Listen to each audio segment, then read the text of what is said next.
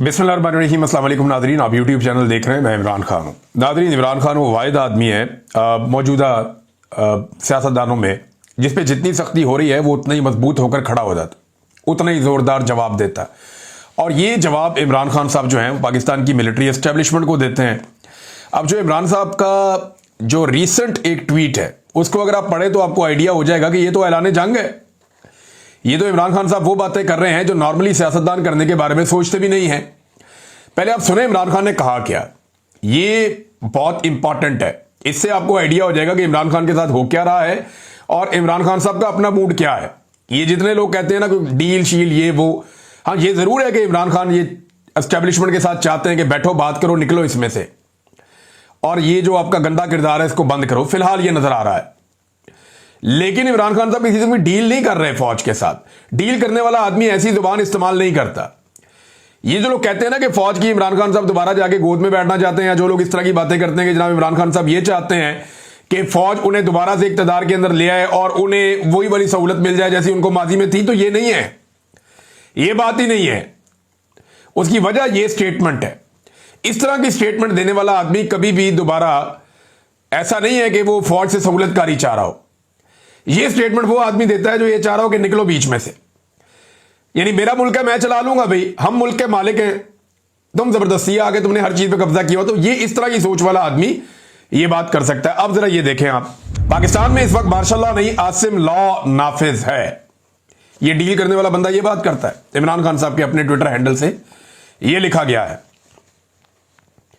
मुल्क में आसिम मुनीर का कानून चल रहा है और आईएसआई उसे तहफ़्फ़ुज़ दे रही है।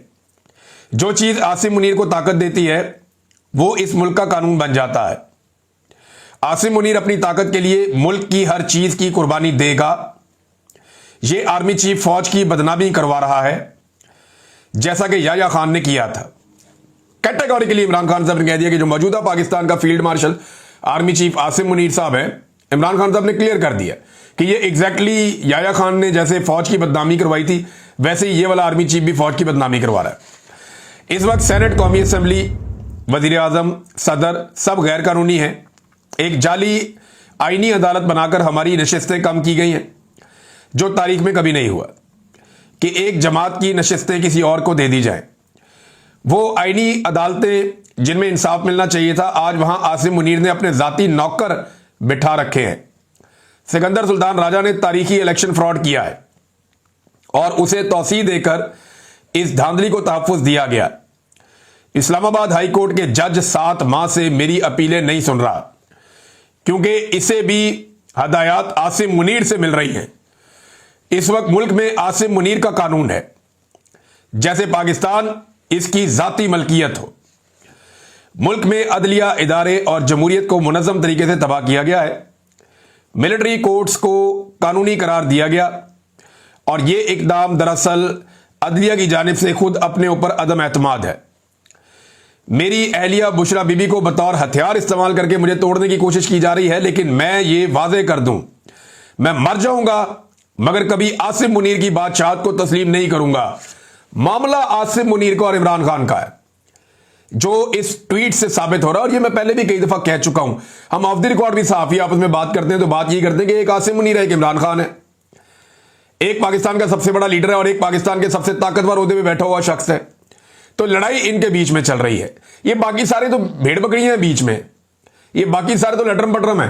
ना नवाज शरीफ कुछ बेचता है, ना आसिम जरदारी के पल्ले कख है। शहबाज शरीफ तो वैसे ही इमरान खान ने का अर्दली है। मरियम नवाज ना 3 में ना 13 में, बिलावल बेचारा कहीं गिनती भी नहीं आता।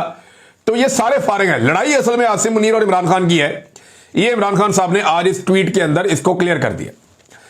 उन्होंने कहा कि मर जाऊंगा मगर कभी आसिम मुनीर की बादशाहत को तस्लीम नहीं करूंगा। यह एक कब्जा ग्रुप है जिसने मुल्क पर जबरदस्ती कब्जा कर रखा है। इस वक्त पाकिस्तान में डाकू डफर अलायंस मुकम्मल तौर पर काबिज हैं। 26वीं तरमीम से जजों की खुद मुख्तारी मुकम्मल तौर पर खत्म कर दी गई है। जजेस के अहकामात की कोई औकात नहीं रह गई। एक पुलिस वाला भी जज के अहकामात को हवा में उड़ा देता है। आज दौरान कार्रवाई जज साहब ने बाहर गेट पर मुंतजिर मेरी फैमिली को अंदर बुलाने का हुक्म दिया और बारहा कार्रवाई रुकवाई भी, मगर मेरी फैमिली को अंदर नहीं लाया गया। इसका मतलब है कि पुलिस एहलकार के सामने जज के अहकामात की कोई वक़्त नहीं है। हमारा इंसाफ का निजाम मुकम्मल तौर पर दफन हो चुका है। मुल्क इस वक्त तबाह होता है जब नाअहल शख्स को उस पर बिठाया जाए, कुर्सी पर बिठाया जाए, मुल्क पर बिठाया जाए। आसिम मुनीर मुल्क और मोहसिन नकवी क्रिकेट संभाल कर बैठ गया है। इनकी अहलियत क्या है? मोहसिन नकवी की वजह से आज हमारी टेस्ट टीम 9वें नंबर पर पहुंच चुकी है। जब इस तरह के नाअहल लोग बिठाए जाएंगे तो खेलों समेत हर शोबे का यही हाल होगा। ऊपर से मोहसिन नकवी साहब के बड़े बड़े स्कैंडल्स मीडिया ला रहा है जनाब। वो बता रहा है कोई कि पीसीबी में इतना पैसा उड़ा दिया, ये फलां जगह पे इतना पैसा उड़ा दिया, इनके खर्चों पे अल्ले तल्लों पे इतना पैसा लग गया, फलां फलां होटलों में जाके ठहरते रहे, वहां इतना पैसा लग गया। तो जो बंदे मिलियन बिलियन में पाकिस्तानियों को पढ़ते हैं, उन्होंने देखे पाकिस्तान का हाल क्या कर दिया। फिर वो ये कहते हैं जब नाअहल लोग ओहदों पर काबिज कर दिए जाएं तो ये बहुत खतरनाक होता है कि किसी को बगैर अहलियत सिर्फ ताकत के जोर पर इदारों पर मुसल्लत कर दिया जाए। मुझ पर टॉर्चर बहुत बढ़ा दिया गया है। मुझे 22 घंटे सेल में कैद तन्हाई में रखा जाता है। मैं आपको पहले भी बता चुका हूं और ये कानून है, सिर्फ पाकिस्तान में नहीं, आलमी सतह पे भी। अगर किसी को कैद तन्हाई में डाला जाता है तो ये अदालत के अहकामात पे हो सकता है, क्योंकि कैद तन्हाई आज खुद एक सजा है। तन्हा किसी बंदे को या कैदी को रखना ये एक बड़ी खौफनाक सजा होती है और ये सजा किसी अदालत के हुक्म के बगैर नहीं दी जा सकती, जो अदालत की इंफॉर्मेशन से बाहर इमरान खान साहब को दी जा रही है। वो ये कहते हैं कि 22 घंटे मुझे सेल में कैद तन्हाई में रखा जाता है, किताबें नहीं दी जा रही, हालात हादरा से बेखबर रखने के लिए ना ही अखबार दिया जा रहा है और ना ही टीवी देखने की इजाजत है। यह ना सिर्फ मकामी बल्कि आलमी इंसानी हकूक की बदतरीन पामाली है। आज जज के हुक्म पर 3 घंटे के बाद फकत एक किताब मुझे मुहैया की गई है, जबकि मेरी फैमिली ने गुज़िश्ता 1.5 माह के दौरान कम से कम 2 दर्जन किताबें भिजवाई हैं। जब से जेल सुपरिटेंडेंट गफूर अंजुम आया है, मुझ पर टॉर्चर बहुत बढ़ा दिया गया है। यह तमाम टॉर्चर इसकी सरबराही में किया जा रहा है। हम पाकिस्तान में अमन चाहते हैं। पाकिस्तान में इस वक्त जो भी अमन के साथ खड़ा है, अमन मार्च कर रहा है, हमें इसके साथ भरपूर यकजहती दिखानी चाहिए। आज 7 माह हो गए मुझे अपने बच्चों से बात नहीं करने दी गई है। यह उनका हक है कि वो अदालत में जाएं और मैंने खुद अपने बेटों को कहा है कि वो इंसानी हकूक की बुनियाद पर आलमी अदालत से रुजू करें। वो अमेरिका में किसी से मदद नहीं मांग रहे, बल्कि अपने हकूक के लिए आवाज बुलंद कर रहे हैं। जब सदर ट्रंप की हुकूमत आई तब भी मैंने यही कहा था कि पाकिस्तान के फैसले पाकिस्तान में होंगे। ये बात मैं भी आपको बार बार कहता रहा हूं कि ये जरूर एक हुकूमत आई है और उसने दावा भी किया कि जनाब हम ये खत लिखने लगे हैं या हम वो फोन कर रहे हैं या हमने पैगाम पहुंचा दिया है, और ये चीजें उन्होंने ओवरसीज पाकिस्तानियों को, बड़े इंपॉर्टेंट और बड़े मोतबर लोग हैं जिनको बताई और उन्होंने वो चीजें शेयर भी की। लेकिन उसके बाद पाकिस्तान की हुकूमत ने अच्छी डील मारी अमेरिका के साथ और बहुत सारा कुछ गिरवी रख के तो अपना गला छुड़वा लिया अमेरिका से कि जी इमरान खान को हमें अंदर रखने दें, हमारी मादनियात चाहिए आपको देंगे, हमारे कोई आपको मौक़िफ़ चाहिए वो आपको देंगे, आपके मुताबिक अपनी खारजा पॉलिसी बनाएंगे। अब्राहम अकॉर्ड की बात ये सारे करते रहते हैं। मैं आगे चल के आपको बताता हूं कि एक्चुअली ये क्या चीजें अमेरिका के साथ तय कर रहे हैं। हमने तमाम दरवाजे खटखटाए लेकिन कहीं से सुनवाई नहीं हुई। मैंने सिर्फ एक बार मुज़ाकरात का कहा था, वो भी 26 नवंबर और 9 मई के कमीशन के मुतालबे के साथ। 26 नवंबर को निहत्ती अवाम पर गोलियां चलाने के पीछे आसिम मुनीर है। मैं आज फिर वादे कर रहा हूं कि अब बातचीत की कोई गुंजाइश नहीं है, क्योंकि यह गिरोह पूरा निजाम हथिया चुका है। बैरिस्टर गौर, सलमान अकरम राजा, अली अमीन गंडापुर और जुनैद अकबर को ताकीद करता हूं कि भरपूर तरीके से तहरीक चलाएं। तहरीक का मकसद इंसाफ का निजाम, कानून की बालादस्ती और आईन का तहफ़्फ़ुज़ होना चाहिए। अगर हमने सड़कों पर आवाज ना उठाई तो यह कब्जा ग्रुप पार्लिमानी पार्टी को भी आहिस्ता आहिस्ता तबाह कर देगा। मैं खड़ा हूं तो आपको भी खड़ा होना होगा। यह इमरान खान साहब के स्टेटमेंट का एक हिस्सा है। जरा दूसरा हिस्सा भी सुन लीजिए, जो आखिरी पैराग्राफ उन्होंने अपने ट्विटर अकाउंट से इमरान खान साहब के वहां शाया किया गया। हमारी जद्दोजहद हमारा हक है, क्योंकि पाकिस्तान की 80% अवाम मेरे साथ है। मैं जानता हूं कि धांधली का 90% अमल पोलिंग के बाद से लेकर नताइज के दरमियान हुआ है। मैंने 2 साल इलेक्ट्रॉनिक वोटिंग मशीन के लिए कोशिश की है। अगर 8 फरवरी को इलेक्ट्रॉनिक वोटिंग मशीन होती तो गेम वहीं खत्म हो जाती। आज भी कहता हूं, अगर इंतखाबात में शफाफियत चाहिए तो इलेक्ट्रॉनिक वोटिंग मशीन का निजाम लाया जाए, धांधली हमेशा के लिए खत्म हो जाएगी। इमरान खान साहब ने अडियाला जेल में जब सुनवाई हो रही थी केस की, तो तब यह बातचीत की है। यहां से आपको अंदाजा हो जाना चाहिए कि वो आदमी कितनी मजबूती से कहां खड़ा है। देखिए, एक बात आप सबको माननी पड़ेगी कि अगर अवामी दबाव इमरान खान साहब कायम करने में नाकाम रहे ना, तो ये वाली मिलिट्री एस्टेब्लिशमेंट जिसमें आसिम मुनीर साहब सरबराही कर रहे हैं, ये इमरान खान साहब को 1000 साल तक बाहर नहीं आने देंगे। जितने इन्होंने इमरान खान साहब पे मुकदमे कर छोड़े हैं, वो 200-300 मुकदमे हैं। ये एक मुकदमे में 100 एक साल 2-2 3-3 साल भी सजा देंगे ना, तो इमरान खान साहब को 1000 साल अंदर रख सकते हैं, या 1000 साल की सजाएं ये करवा सकते हैं। जितने भी मुकदमे इमरान खान साहब के ऊपर किए गए हैं, 26वीं आईनी तरमीम से पहले मुझे भी और पाकिस्तानियों को भी कुछ उम्मीद थी इस निजाम के अंदर कि इंसाफ मिलने की सूरत में इमरान खान साहब बाहर आ जाएंगे। अब वो उम्मीद तो होगी 0-0, उम्मीद तो होगी खत्म कि इमरान खान साहब इंसाफ मिलने की सूरत में या अदालतों से इंसाफ मिलने में बाहर आएंगे। अब जब वो उम्मीद खत्म हो गई तो बाकी क्या रह गया? सिर्फ अवाम की ताकत। जब अवाम खड़ी होगी तब इमरान खान बाहर आएगा। जब अवाम एस्टेब्लिशमेंट को नकेल डालेगी और उनको उनकी आईनी हदूद के अंदर वापस धकेल देगी, तब इमरान खान बाहर आएगा और तब पाकिस्तान में फ्री एंड फेयर इलेक्शन भी हो जाएगा। सबसे बड़ा टास्क पाकिस्तानियों के सामने एक ही है कि पाकिस्तान और पाकिस्तानी 25 करोड़ लोग हैं, हल्का सा ऐसे करके झटका लगाएंगे, सब कुछ ठीक हो जाएगा। पाकिस्तानी फैसला करें और फैसला करके पाकिस्तान की मिलिट्री एस्टेब्लिशमेंट को देंगे ना। एमक्यूएम को शिकवा किससे है? मिलिट्री एस्टेब्लिशमेंट से। नून लीग को आजकल वो गोद में बैठे हुए हैं, लेकिन वो भी अपनी तबाही के लिए मिलिट्री एस्टेब्लिशमेंट को जिम्मेदार कहते हैं। पीपल्स पार्टी जो है वो जुल्फिकार जी भुट्टो के कत्ल से लेकर बेनजीर भुट्टो की शहादत तक, और आज तक वो ये कहती है कि जी मिलिट्री एस्टेब्लिशमेंट ने किया जो किया। बादशाह खान से लेकर आज तक एएनपी मिलिट्री एस्टेब्लिशमेंट को सारे मसाइल का जिम्मेदार समझती है। ये सिर्फ मौलवियों की थोड़ी बहुत जमातें अगर आप बीच में से निकाल दें तो बाकी सारे तो एस्टेब्लिशमेंट के खिलाफ हैं। जितनी अवामी पॉलिटिकल पार्टीज हैं पाकिस्तान में बड़ी, पीटीआई समेत, ये सारे तो एंटी एस्टेब्लिशमेंट है। अंदर से तो इनके अंदर ये सोच है कि इन्होंने हमें तबाह किया, यहां तक पहुंचा दिया है। आज सियासतदान की पाकिस्तान में इज्जत कोई नहीं है, सिर्फ एक ही इदारा है जो डंडे के साथ पूरे मुल्क को चला रहा है। तो ये जो एस्टेब्लिशमेंट है, इसको अवाम एक दफा फैसला करे और इसको दीवार के साथ लगा के इसकी आईनी हुदूद में भेज दे, तो याद रखिएगा पाकिस्तान चल जाएगा। फिर इमरान खान भी छूट जाएगा, वरना नहीं। और इस वक्त मैं आपको बताता हूं अभी क्या हो रहा है। इस वक्त 27वीं आईनी तरमीम पर बहुत तेजी से काम हो रहा है। मेरे सोर्स ने मुझे जो इंफॉर्मेशन दी उसके मुताबिक ये धड़ाधड़ उसके अंदर चीजें तब्दील कर रहे हैं, और बहुत सारे ऐसे मामलात जो माजी में फौज के पूरी तरह से कंट्रोल में नहीं रहे, या एस्टेब्लिशमेंट की गिरफ्त कहीं पे किसी जगह पे कोई नरम थी, तो वो पूरी गिरफ्त में लेने के लिए एक शिकंजा कसा जा रहा है 27वीं आईनी तरमीम के जरिए से।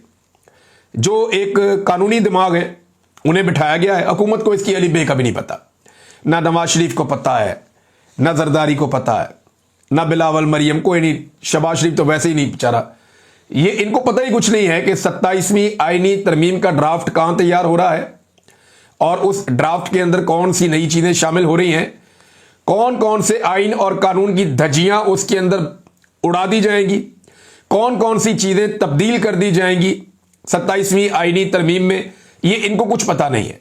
इन्हें लाकर ड्राफ्ट दिया जाएगा और देखा जाएगा जनाब ये ड्राफ्ट है, इसको आप 27वीं आईनी तरमीम में ये कर दें, पास करवा दें। तो 27वीं आईनी तरमीम के बाद जो है वो मार्शल लॉ प्लस हो जाएगा इस मुल्क में। बल्कि इमरान खान साहब तो कहते हैं कि ये फील्ड मार्शल से इसको मंसूब करते हैं कि ये आसिम लॉ है पाकिस्तान में, ये कोई मार्शल लॉ भी नहीं है, ये उससे भी आगे मार्शल लॉ प्लस की कोई चीज है। अब नाजरीन, मईशत पर कुछ झूठ बोले गए हैं पाकिस्तान में, इसको जरा आज क्लियर कर देते हैं। मैं ये चीज आपके सामने रखने लगा हूं, और ये आदादो शुमार जो है ये सरकारी है, लेकिन जो चीजें अब मैं आपको बताऊंगा, जो लोग कहते हैं ना पाकिस्तान ना दिवालिया हुआ ना होने जा रहा है, देखिए पाकिस्तान जो है वो इसके दिवालिया होने की खबरें आई 2023 में, 2022 में ऐसा सच नहीं थी। 2023 में पाकिस्तान के दिवालिया होने की खबरें ज्यादा आई जब हुकूमत थी शहबाज शरीफ की और आर्मी चीफ बन गए थे आसिम मुनीर साहब। तो फिर पाकिस्तान के दिवालिया होने की खबरें आई, और ये खबरें सबसे पहले और सबसे जोरदार तरीके से ख्वाजा आसिफ साहब ने बताई। उन्होंने कहा जी कि पाकिस्तान जो है वो दिवालिया हो नहीं रहा बल्कि दिवालिया हो चुका है।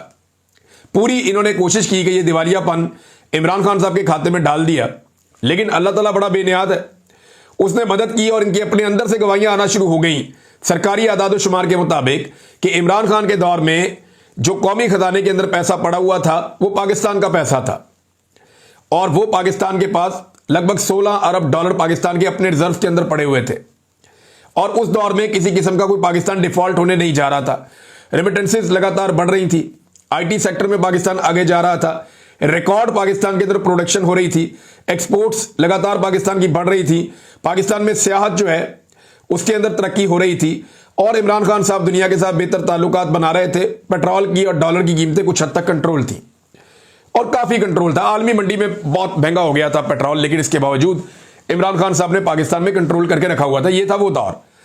फिर आसिम मुनीर साहब ने दावा किया जी 1 साल में मईशत ठीक हो जाएगी। फिर इन्होंने कहा जी कि हमने पाकिस्तान को डिफॉल्ट से बचा दिया। कहां गए वो लोग जो कहा करते थे जनाब पाकिस्तान डिफॉल्ट होने जा रहा है? ये बातें की ना आसिम मुनीर साहब ने, लेकिन ये तो ख्वाजा आसिफ आपका बॉस है, उसने ये बात की थी। अब इस वक्त पाकिस्तान के पास जो कौमी खजाने में पैसा पड़ा हुआ, वो पैसा किसका है, ये मैं आपको इस वीलॉग में बताने जा रहा हूं। इससे आपको आइडिया हो जाएगा कि पाकिस्तान इमरान खान के दौर में डिफॉल्ट कर रहा था या अब कर रहा है। और ये अभी झूठ बोल रहे हैं, पाकिस्तान जो है वो बिल्कुल एज पे खड़ा है। पाकिस्तान की मईशत पूरी तरह से तबाह हो चुकी है। ये पूरी सिस्टम, एस्टेब्लिशमेंट, हुकूमत सारे आपसे झूठ बोल रहे हैं। मैं आपको अदादो शुमार बताता हूं, और ये स्टेट बैंक ऑफ पाकिस्तान के जो मजमूई ज़र मुबादला के ज़खायर हैं वो 14.5 अरब डॉलर जून के आखिर तक थे। ये मैं आपको 2 हफ्ते पहले तक की ये रिपोर्ट दे रहा हूं कि ये 14.5 अरब डॉलर थे। अब उससे कम होंगे या थोड़ा सा ऊपर होंगे, इसके आसपास ही होंगे। अच्छा जी, इस वक्त जो पाकिस्तान के पास पैसे हैं ना, ये पाकिस्तान के अपने है ही नहीं। ये पैसे किसके हैं? जरा ये 14.5 अरब डॉलर है, जरा इनका हिसाब कर लेते हैं। सऊदी अरब के 5 अरब डॉलर इसके अंदर हैं जो स्टेट बैंक ऑफ पाकिस्तान में उन्होंने रखवाए हुए हैं, और इस पे सऊदी अरब 4% सूद हमसे वसूल कर रहा है। हर साल हम इस रकम को रोल ओवर करते जा रहे हैं। जब से ये हुकूमत आई है, इन्होंने सऊदी अरब से पैसा लिया हुआ है और पैसा बढ़ा दिया है, और उसके ऊपर सूद देते जा रहे हैं। कर्जा वापस करने के बजाय उसको रोल ओवर करते हैं। 5 अरब डॉलर किसका हो गया? सऊदी अरब का। चीन का 4 अरब डॉलर पाकिस्तान में पड़ा हुआ है, और इसके ऊपर हम 6% से ज्यादा सूद चाइना को दे रहे हैं सालाना। अब 5 अरब सऊदी अरब का, 4 अरब चाइना का, कितना हो गया? 9 अरब रुपया ये आपके पास पड़ा हुआ है दूसरे मुल्कों का, आपका अपना पैसा नहीं है। हालांकि इमरान खान साहब के दौर में ये रेशो और ये मामला नहीं था। वहां कौमी खजाने में पैसे पड़े हुए थे पाकिस्तान के। 3 अरब डॉलर आपने यूएई का लिया हुआ है, तो ये मिला के हो गया 12 अरब डॉलर। कोई 1 से 1.5 अरब डॉलर आपने इकट्ठा किया हुआ है दूसरे बैंकों से, जो प्राइवेट बैंक्स हैं बाहर, इन लोगों से आपने पैसा इकट्ठा किया हुआ है, और भारी सूद के ऊपर आपने ये पैसा लिया हुआ है। पता नहीं कौन कौन कमीशन खा रहा होगा इसमें। तो लगभग पाकिस्तान का, चले बहुत कम भी आप लगाएं तो 14.5 अरब डॉलर के जखायर में से लगभग 13 अरब डॉलर के जो जखायर हैं वो पाकिस्तान के अपने पैसे है ही नहीं, वो लोगों से मांग मांग के रखे हुए हैं। कोई सऊदी अरब से, कोई चाइना से, कोई यूएई से, कोई किसी और बैंक से। ये पैसा आपने मांग के रखा हुआ है। 13 अरब डॉलर आपका अपना है ही नहीं 14.5 अरब डॉलर में से। तो क्या पाकिस्तान जैसा एटमी पावर मुल्क सिर्फ 1.5 अरब डॉलर का मालिक है? ये तो इमरान खान साहब के दौर के मुकाबले में 10% भी नहीं है। तो मईशत का इन्होंने कर दिया सत्यानाश।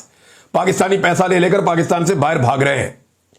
बेशुमार पैसा पाकिस्तान से बाहर शिफ्ट हो चुका है। यूरोप में, अमेरिका में, बर्तानिया में, खलीजी ममालिक में पाकिस्तान का पैसा धड़ाधड़ जा रहा है। और पाकिस्तान के अंदर इन्होंने पाकिस्तान में किसान को भी तबाह कर दिया, पाकिस्तान के अंदर मजदूर को भी तबाह कर दिया, मईशत पूरी तरह से बर्बाद कर दी। ये है वो पूरी कहानी मईशत की, जो ये झूठ बोलकर आपको बताते हैं कि जनाब हमने डिफॉल्ट से बचा दिए। अब ये मुल्क चला कैसे रहे हैं? जाली बिल भिजवा के। हर बंदे से 1 यूनिट के बदले 3 यूनिट के पैसे लेते हैं। ये बेशुमार पैसा आवाम की जेब से निकालते हैं, गैस की मद में, बिजली की मद में, पेट्रोल की मद में, महंगाई की मद में। और महंगाई की मद में आप ये देखें साथ साथ माफिया को भी खिला रहे हैं। ये इक्तदारी माफिया के हवाले कर दिया है इन्होंने। मैं आपको साबित कर देता हूं, पहले चीनी वाला माफिया देख लेना आप। चीनी वाले माफिया की जो कारस्तानी है वो आप देखें, आपको यानी हैरत होती है कि ये मुल्क कैसे, किस तरीके से चलाया जा रहा है, किस तरह के तजर्बे इस मुल्क में किए जा रहे हैं। अगर चीनी का मामला देखें तो पहले जनाब चीनी एक्सपोर्ट कर दी और कहा गया जी चीनी बहुत ज्यादा होगी, हम एक्सपोर्ट कर रहे हैं, बाहर भेज देते हैं। अब कहते हैं चीनी कम हो गई, इसलिए चीनी की कीमत 205 रुपए किलो होगी, अब चीनी बाहर से मंगवा लेते हैं। और इस बीच में जो माफिया है उसने चीनी स्टोर करके अवाम की जेबों पे बेशुमार डाका डाल दिया। अरबों रुपए उन्होंने अवाम की जेब से निकाल लिया। और फिर फाइनली क्या कर रहे हैं, चीनी को मंगवा रहे हैं नवंबर में, जिस वक्त किसान ने अपना गन्ना बेचना है, जब नवंबर में चीनी आएगी, माफिया उस चीनी के साथ खेलेगा और किसान का गन्ना जो है वो टके टोकरी हो जाएगा। किसान को एक मरतबा फिर इन्होंने दफन करने का फैसला कर लिया है। और साथ ही अगर आप देखें कि इस वक्त तेल के साथ क्या हो रहा, आलमी मंडी में लगातार जो तेल है, ये खाने के तेल की बात कर रहा हूं मैं, कुकिंग ऑयल, इसकी प्राइस आलमी मंडी में लगातार नीचे जा रही है, हत्ता के 24% तक नीचे चली गई है। लेकिन पाकिस्तान में यह कीमत नीचे नहीं जा रही। पाकिस्तान में यह कीमत 4.5% तक मजीद बढ़ गई है। 24% ये लगा लें, 5% वो लगा लें, लगभग 30% का पाकिस्तानियों को चूना लग रहा है। अब ये 30% का चूना कितना है, जरा आप ये देख लें कि सार्फिन से 1 लीटर के ऊपर 150 रुपए से 170 रुपए इजाफी वसूल किए जा रहे हैं। आप जो भी घी या ये कुकिंग ऑयल खरीदते हैं, आपको इसके ऊपर इजाफी पैसे पे करने पड़ते हैं, फी किलो के ऊपर या फी लीटर के ऊपर 150 से 170 रुपए।